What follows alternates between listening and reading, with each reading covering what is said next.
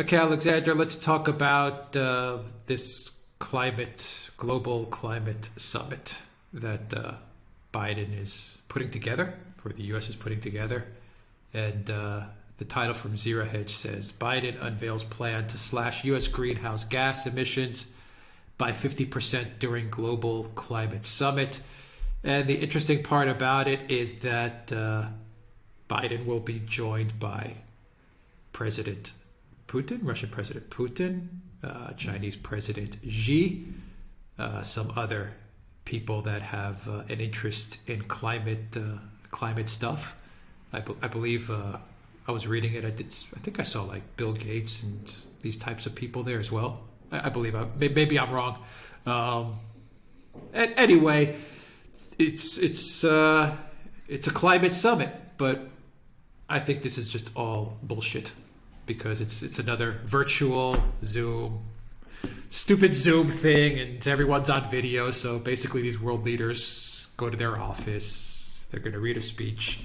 It'll be picked up on Zoom, and then they're going to go back home or go to lunch, and that'll be that. And once again, it reinforces the fact that the whole Biden presidency is just going to be him doing Zoom calls. I mean, I don't think he's going to go anywhere. That's my prediction, folks.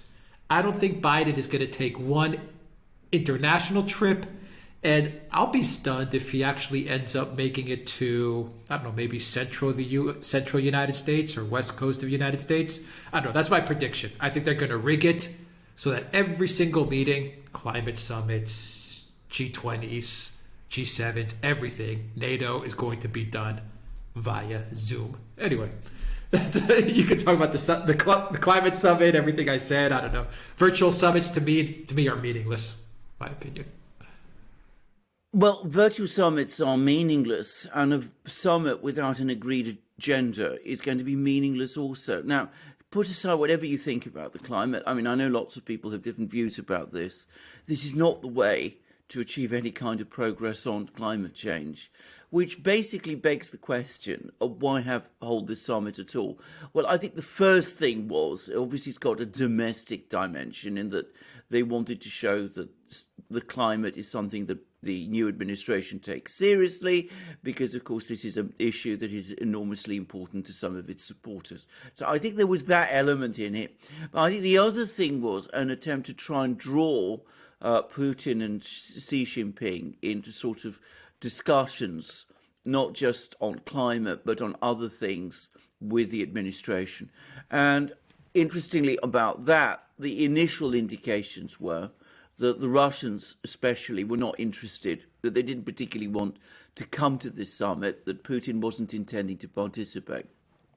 And then came the news that Xi Jinping would want probably to go, and he had a meeting on climate issues with Merkel and Macron. This is another virtual meeting, by the way.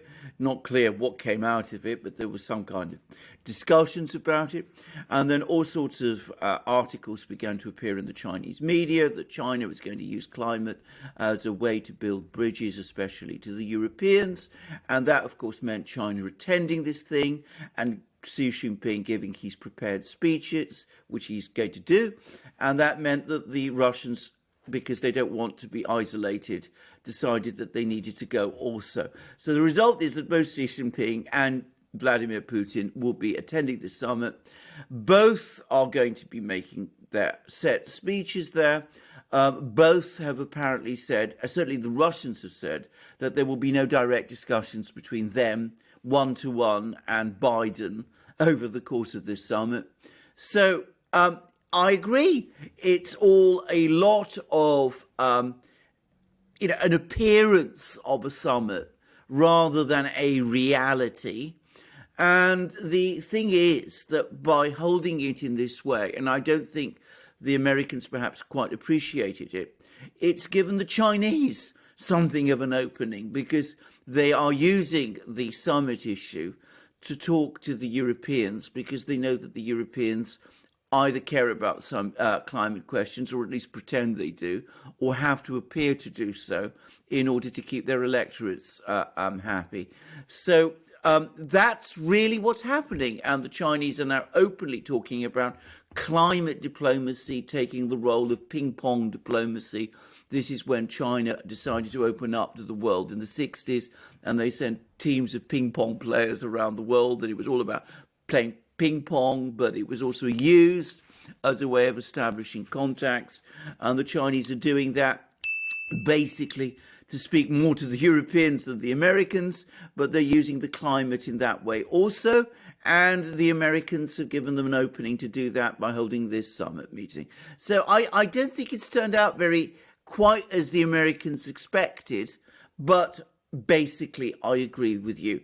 A climate summit in name only, because realistically there's no plan going to come out of this. The idea that you can cut emissions, by 50% and all that, well, you can announce these targets, but achieving them is an entirely different thing altogether. Well, you used words when I was listening to you, which is interesting. You said to go, to attend. And my question to you is, what's the difference?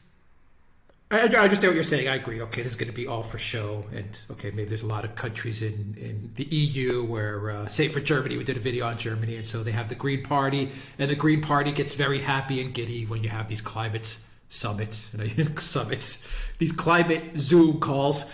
And they're going to say, okay, great. We're talking about the climate, everybody. You see the Green Party, everyone's happy. Fine. I get all of that. These are nice distractions, and it may give certain voting blocks, some warm fuzzies to have these leaders talk about the climate. Okay.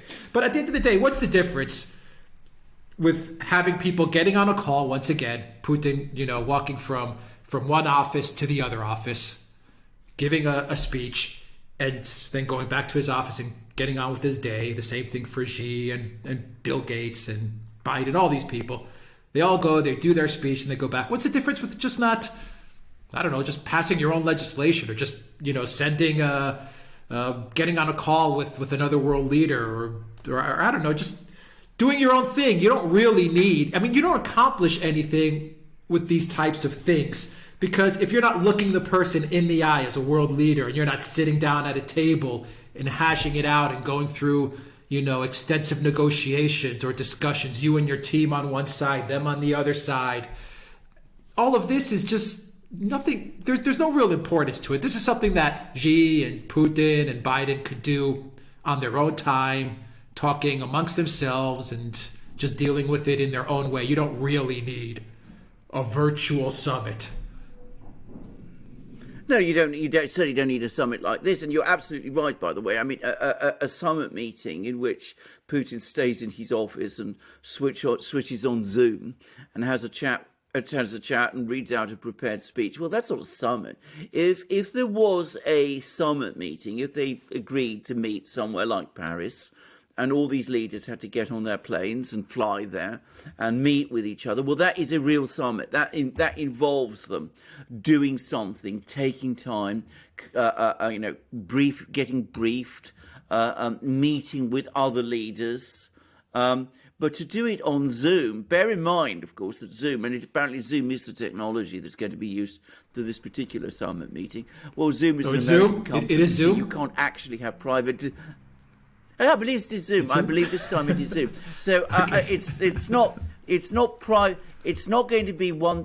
So for example, let's say Putin wants to go to a summit meeting and this is a summit meeting in Paris, and he wants to speak to Boris Johnson.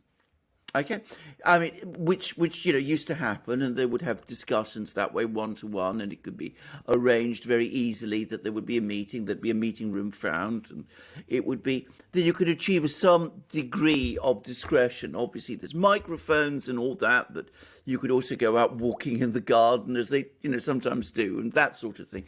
You can't do that here, because if you have everything on Zoom, well, Zoom makes it very easy for other people to listen. In fact, not only listen, but record. So in a sense, that takes away the whole purpose of this kind of international summit. What you're going to get instead is people coming along, reading out from prepared statements, but they don't need to travel, so they're not going to bother to prepare. And it's just summit entirely for appearances. There is no diplomacy involved. And I think that's the point you're making. This isn't a summit which actually involves real diplomatic activity, people meeting together, huddling, saying to each other, look, I've got problems with this, you've got problems with that, let's see whether we can find common ground, let's see what we can do, and thinking some sort and getting to know each other. This isn't going to be like that at all. This is going to be a purely sort of ritual event which is going to lead absolutely nowhere and which will achieve nothing. But it will appeal to Biden's domestic audience.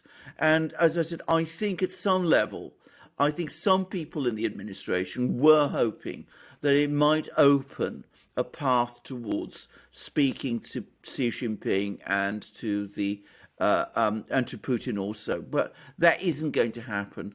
Putin, who is, by the way, very security conscious, has ruled that out already, and I think Xi Jinping will do so as well, because I don't think there's any possibility that they're going to want to say anything like that over the course of a Zoom call with, or, all these people there, busy making recordings of what they're saying. So that isn't going to happen.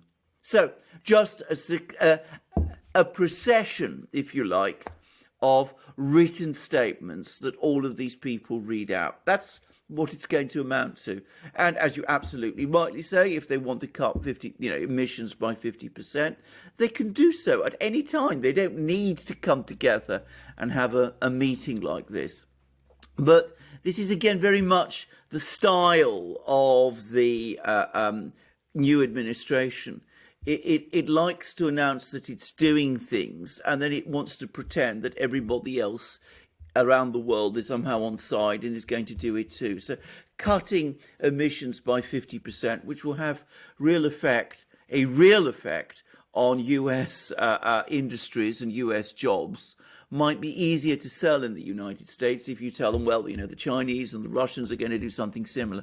Just as raising taxes is also going to be easier if you're able to tell everybody, well, the world is raising its taxes also, which is, by the way, they've done. They've actually said that. They're trying to organize a system where everybody raises their corporate taxes simultaneously in order to negate the effect of the fact that the Biden-Harris administration is raising corporate taxes in the United States, so that way there won't be any effect on US competitiveness.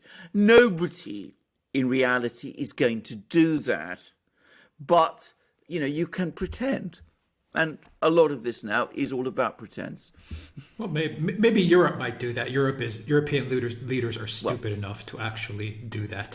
So I wouldn't put it past European leaders to say, okay, US, if you want us to raise our taxes to protect Biden, we'll do it. I mean, anyway. I agree, but no Asian leader will. I mean, that is just a fantasy. I mean, only European leaders are that stupid. Only European leaders are that stupid. But I mean, there is no conceivable way that tax policy in Asia, in Beijing or Tokyo or Seoul, is going to be decided in Washington. I mean, that's a fantasy. So I mean, that's just not going to happen. So, but that's something that this administration likes to fantasize it can do. Yeah. So, you said about the emissions. I'll just read you a real quick quote from Senator John Barrasso, Republican of Wyoming. So it's a Republican, said that the president was, quote, unilaterally committing America to a drastic and damaging emissions pledge that would punish the U.S. economy while America's adversaries like China and Russia continue to increase emissions at will. It just goes back to your point, which is you don't really need a summit. Each country can do whatever the hell they want. 50%, 5%, 0%. Whatever. You don't need this summit. This is all smoke and mirrors. And of course, I don't even like to call this a summit. That's a joke. I'm not happy until I see Biden sitting on one side of the desk and Putin sitting across from him on the other side of the desk. That is a summit, that's face to face. That's diplomacy. All of this other stuff is a complete sham. And my question is, supposedly every world leader has gotten medication, right? Their entire staff has gotten medication. These are world leaders from, at least these world leaders that we're talking about are world leaders from, the most powerful countries in the world. You're telling me that there's not one place on planet Earth where they can meet that will be this pandemic free, I'll use the word, free of this thing. So 0 traces of this thing, right? Secure, completely safe, completely sanitized. They take every single precaution. Secret Service, Russian intelligence, Chinese intelligence, German intelligence, everyone. They all go through there. They sweep it all clean. It's completely secure wherever they're going to stay. Switzerland, Iceland, I don't care, whatever. And they can all go there and meet. Everyone gets tested 10 times, and they can all go there and meet in person because, after all, this is about saving planet Earth, isn't it? You're telling me there's not one place where they can organize this? They have to do it virtually. Well, of course they can. I mean, or is this about protecting Biden? Well, of course, I'm sure it's that, because quite frankly, it's absolutely possible to have meetings. I mean, can I just say the Japanese Prime Minister was in Washington, and interestingly enough, and I mentioned this, whom did he meet first? He met Kamala Harris. He didn't actually meet Biden. He had all kinds of press questions with Kamala Harris, and when he did finally meet Biden, as I said already, he conducted when there was the press conference. It was Prime Minister Suga. It was a disaster. Who answered most of the questions. It was absolutely exactly, yeah. So there you have it. I mean, there's a case in point. And I noticed that for some time now, Putin has been having meetings with people. There's a summit meeting being mooted now between Putin and Xi Jinping. So that's probably on its way. So, world leaders can meet. Absolutely, of course they can. But not apparently in this kind of context. So there you go. As I said, it's a lot of noise, but very little reality, I think. I mean, if you like, it's a virtual summit by a virtual administration. I was going to bring up the Japanese thing as well. The one time that a world leader did manage to meet with Biden, it was a complete and utter mess. I mean, there's no doubt that this is all about protecting Biden, while giving some sort of air that the impression that he is conducting diplomacy on a global level. They're trying to find that formula where we can keep him in the White House, but still make it seem like there's this global diplomacy taking place. On climate, Project V, I'm sure you know Project V and James O'Keefe. I won't say the whole word because YouTube will ban us. They did an expose with a video expose with one of the technical directors of CNN, and he said he thought he was on a Tinder date. He wasn't, but he said that the next issue that the mainstream media is going to take on is climate change. So that's going to be their next big issue that they're going to push. Do you think there's something connected between this climate summit and kind of kicking off this next wave of talk, which is going to be focused on the climate, and what this CNN guy kind of said on his fake Tinder date? Well, absolutely, of course it is. I'm sure that is. I mean, this is a politics in the United States which has become very much about image now, and about appearance, and about manipulating narratives. Remember, this is what a lot of these people have come from universities and colleges, and they've all learnt about establishing narratives. So the narrative now is going to be about the climate issue. And so you don't actually, because the whole point about narratives is you don't actually need substance, provided the narrative is there and persuades enough people. So you have the storyline of the president who is the champion of saving the planet, who's working, round the clock to save the planet, and he's meeting with world leaders. Of course, he's not actually meeting with world leaders, and he's agreeing all kinds of plans and projects with those leaders to save the planet. Except, of course, he's not actually agreeing anything with those world leaders.